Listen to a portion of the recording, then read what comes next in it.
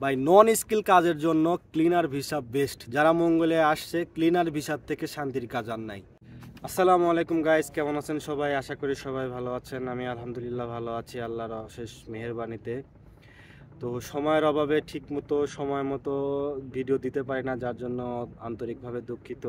আজকে আমার ভিডিওর বিষয়বস্তু হচ্ছে নন স্কিলদের জন্য কি কি কাজে মঙ্গোলিয়ায় আসতে পারবেন। অর্থাৎ কেউ কোনো কাজ জানেন না, পূর্বে কোনো কাজের অভিজ্ঞতা নাই, বিশেষ করে মঙ্গোলিয়াতে লোক নিচ্ছে আপনার কার্পেন্টার, ওয়েল্ডার, টাইলস মিস্ত্রি, ইলেকট্রিশিয়ান, এইসব কাজের লোক নিচ্ছে। তবে অনেকেই আপনারা মঙ্গোলিয়ায় আসতে চাচ্ছেন অথবা প্রবাসে আসতে চাচ্ছেন কাজের জন্য। তো মঙ্গোলিয়ায় বিষয়ে অনেকেই পূর্বে হয়তো বা জেনেছেন যে যারা কাজ জানে না তাদের মঙ্গোলিয়ায় আসলে আসার পরে অনেক সমস্যা হয়েছে, অনেকে দেশেও ফিরে গেছে। তো যার জন্য আপনারা এই নিয়ে চিন্তিত যে আমি কোনো কাজ জানি না, তাহলে আমার কি কাজে আসাটা বেটার হবে। তো আজকে এই বিষয়ে পুরোপুরি জানাবো, আপনারা অবশ্যই পুরো ভিডিওটি দেখবেন। এখানে আমি 2 থেকে 3টা কাজের কথা বলবো যেগুলোতে আপনারা নন স্কিল অর্থাৎ কোনো কাজের অভিজ্ঞতা নাই পূর্বে, এই কাজে আসতে পারবেন। প্রথমে যে কাজের কথা বলবো, যে কাজের কথা আমি অনেক লাইভেও বলছি, অনেক কমেন্টে রিপ্লাই দিয়েছি বা আগে অনেক ভিডিওতে মেনশন করেছি যে ভাই এই কাজে আসেন। যেই কাজটা মঙ্গোলিয়ায় সবচেয়ে সুবিধা কাজ, পূর্বে যারা আসছে সবচেয়ে শান্তিতে যারা আছে, সবচেয়ে আরামে যারা আছে।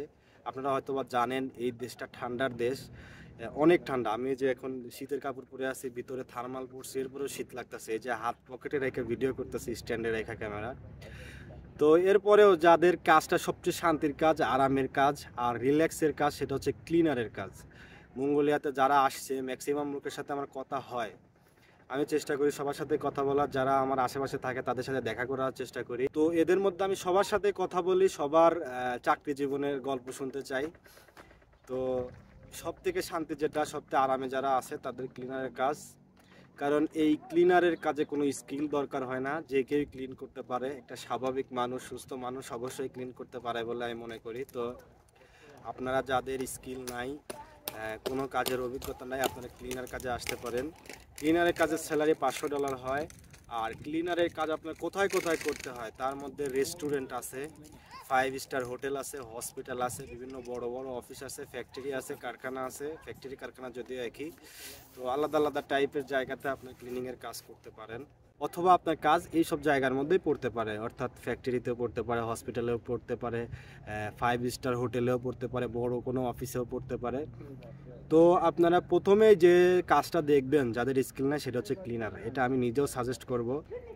এরপরে যে কাজের কথা বলবো সেটা হচ্ছে কনস্ট্রাকশন হেল্পার, কনস্ট্রাকশন ওয়ার্কার বা কনস্ট্রাকশনের মাল্টিপারপাস কাজ, যেগুলো জেনারেল ওয়ার্কার হিসেবে না, এই কাজে আসতে পারবেন। তবে এই কাজে যারা আসবেন অবশ্যই একটু শরীরে শক্তি আছে, ভারী ওজন উঠাইতে পারবেন, একটু কষ্ট করতে পারবেন বা পূর্বে কাজের অভিজ্ঞতা আছে। এই কাজ যারা জানেন বা এই টাইপের কাজ, শক্তিশালী কাজ করতে পারবেন, তারা আসবেন।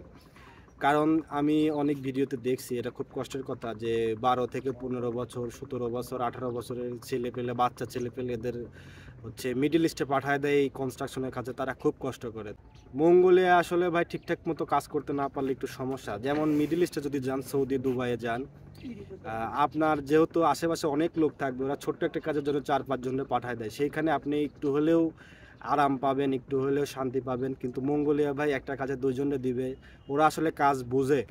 সো যতটুকুন কাজে যে পরিমাণ লোক দরকার হয় ওরা বুঝে, কারণ ওরা নিজেরা অনেক শক্তিশালী কাজ করতে পারে। যার জন্য আপনাকে ওই ছোট্ট একটা কাজে 2-3 জনের বেশি বা একজনও দিতে পারে। সো যারা একটু শক্তিশালী বা নিজে কষ্ট করার একটু অভিজ্ঞতা আছে তারাই এই কাজে আসবেন। আর যারা একটু ছোট ছোট একটু কষ্ট কম করতে পারেন, তারা প্রথম যেটা বলেছি ক্লিনার কাজে এটা আসতে পারেন। এরপরে 3 নাম্বার যেটা আমি বলবো সেটা হচ্ছে লোড আনলোডার।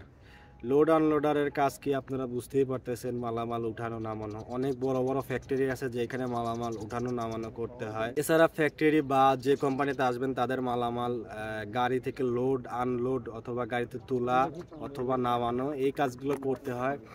তো এই কাজেও আপনারা হয়তো বুঝতে পারতেছেন যে আপনাদের স্কিল লাগবে না, তো যার কারণে আপনারা এই কাজগুলোতে আসতে পারেন। এরপরে আরেকটি কাজের কথা বলবো, সেটা হচ্ছে আপনার বিভিন্ন ফ্যাক্টরিতে প্যাকেজিংয়ের কাজ, যেটা এই কাজে আপনারা আসতে পারেন। যদিও এই মার্কেট প্লেসটা খুবই কম, মানে এই চাকরি বাজারটা মঙ্গোলিয়াতে খুবই কম, কিন্তু আছে। আপনারা যারা মঙ্গলে আসতে চাচ্ছেন তারা যদি স্কিল কাজ না জানেন বা বিভিন্ন পেশাগত সাথে আপনার জড়িত না, তাহলে আপনারা ফুড প্যাকেজিংয়ের কাজ বা বিভিন্ন প্রোডাক্ট প্যাকেজিংয়ের কাজে আসতে পারেন। তো অবশ্যই এই কাজগুলো যদি আপনাদের পছন্দ হয় আপনারা করতে পারবেন। স্যালারি যদি আপনাদের সুবিধা মতো হয়, আপনাদের পোষায়, থাকা খাওয়ার সুযোগ যদি কোম্পানি দেয়, এছাড়া আমি বারবার যেটা বলি সেটা হচ্ছে ভ্যাট ট্যাক্স যদি কোম্পানি দেয় তাহলে এই কাজগুলোতে আপনি আসতে পারেন। তো আমি প্রত্যেকটা ভিডিওতে এইগুলো বলি যে ভ্যাট ট্যাক্সের ইস্যুটা আপনারা হয়তো বা জানেন যে মঙ্গলে একটা ভ্যাট ট্যাক্সের ইস্যু আছে। তো এই ভ্যাট ট্যাক্সের ইস্যু যদি কোম্পানি সলভ করে, যদি আপনার যে কোম্পানিতে আসতেছেন সেই কোম্পানির যদি মালিক পক্ষ থেকে ভ্যাট ট্যাক্স পরিশোধ করে তাহলে আপনারা মঙ্গোলিয়া আসবেন। এছাড়া এমন কোনো কোম্পানি খুঁজেন যেটা মঙ্গোলিয়া ভ্যাট ট্যাক্স দেয়। যদি আপনাদের নিজেদের ভ্যাট ট্যাক্স দিতে হয় তাহলে স্যালারির অর্ধেকের বেশি চলে যাবে ভ্যাট ট্যাক্স দিতেই। সো এই জিনিসটা ভেবে চিন্তে তারপরে মঙ্গোলিয়া আসবেন। তো এই ছিল আজকে আমার ভিডিও। ঠান্ডার মধ্যে বাইরে এসে ভিডিও করা যায় না, তো অনেক কষ্টে আমার কান টান একদম জমাট বেঁধে গেছে, মনে হয় টুপিটা পরতে পারিনি। তো পুরো ভিডিওটি ভালো লাগলে অবশ্যই একটা লাইক দিবেন, আর কোনো ইনফরমেশন যদি জানার থাকে তাহলে অবশ্যই কমেন্ট করবেন। আমি সবগুলো কমেন্ট নিয়ে আপনারা হয়তো বা জানেন আমি ভিডিও করি কমেন্টে রিপ্লাই দিয়ে। তো আপনারা কমেন্ট করবেন, আমি আপনাদের কমেন্টের রিপ্লাই দেওয়ার চেষ্টা করব। একটু ভিডিও দেরি হইলেও আমি ইনশাল্লাহ রিপ্লাই দেওয়ার চেষ্টা করব, যেগুলো খুব ইম্পর্টেন্ট কমেন্ট এগুলো রিপ্লাই দিই। তো দেখা হচ্ছে অন্য কোনো একটু ভিডিওতে। দোয়া করবেন আমার জন্য, আর মঙ্গোলিয়ার জন্য সবার জন্য শুভকামনা। আর মঙ্গোলিয়ায় আসার জন্য সবার জন্য শুভকামনা রইল। অবশ্যই আপনাদের ভিসা যেন তাড়াতাড়ি হয়ে যায় যারা পাসপোর্ট জমা দিয়েছেন। তো টেনশন করবেন না। আমার ভিসা নিয়ে একটা ভিডিও আসছে যে মঙ্গোলিয়ার ভিসা হয়তো কতদিন সময় লাগে, আপনি আমার চ্যানেলে হয়তো বা পেয়ে যাবেন কয়েকদিনের মধ্যেই। তো ওই ভিডিওটা অবশ্যই দেখবেন যারা অনেক দিন ধরে পাসপোর্ট জমা দিয়ে আছেন। তো দেখা হচ্ছে অন্য কোনো একটি ভিডিওতে। আসসালামু আলাইকুম।